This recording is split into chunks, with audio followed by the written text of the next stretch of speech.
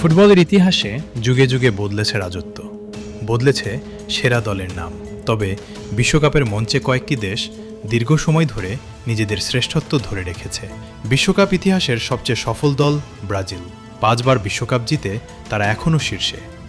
পেলে থেকে শুরু করে রোনালদো, রোনালদিনেহো, কাকা, নেইমার, প্রজন্মের পর প্রজন্ম বিশ্বমানের ফুটবলার উপহার দিয়েছে দেশটি। এরপরই রয়েছে জার্মানি ও ইতালি। 2 দলই 4 বার করে বিশ্বকাপ জিতেছে। ইউরোপীয় ফুটবলে দীর্ঘদিন ধরে এই 2 দেশের আধিপত্য ছিল চোখে পড়ার মতো। আর্জেন্টিনা 3 বার বিশ্বকাপ জিতে সাম্প্রতিক বছরগুলোতে আবারও নিজেদের পরাশক্তি হিসেবে প্রতিষ্ঠিত করেছে। 2021 কোপা আমেরিকা, 2022 বিশ্বকাপ এবং 2024 কোপা আমেরিকা জিতে তারা টানা বড় শিরোপা জয়ের নজির করেছে। অন্যদিকে ফ্রান্স ও স্পেনও আধুনিক ফুটবলের অন্যতম শক্তিধর দল। গত 2 দশকে বিশ্বকাপ, ইউরো এবং নেশনস লিগে ধারাবাহিক সাফল্য তাদের ইউরোপের শীর্ষ সারিতে রেখেছে।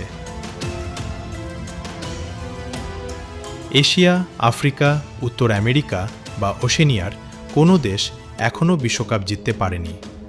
ফুটবলের ইতিহাস তাই বলছে, পরাশক্তি বদলায়, নতুন তারকা আসে, নতুন দল উঠে আসে। কিন্তু বিশ্ব ফুটবলের সিংহাসন এখনও মূলত ইউরোপ ও দক্ষিণ আমেরিকার হাতেই রয়েছে।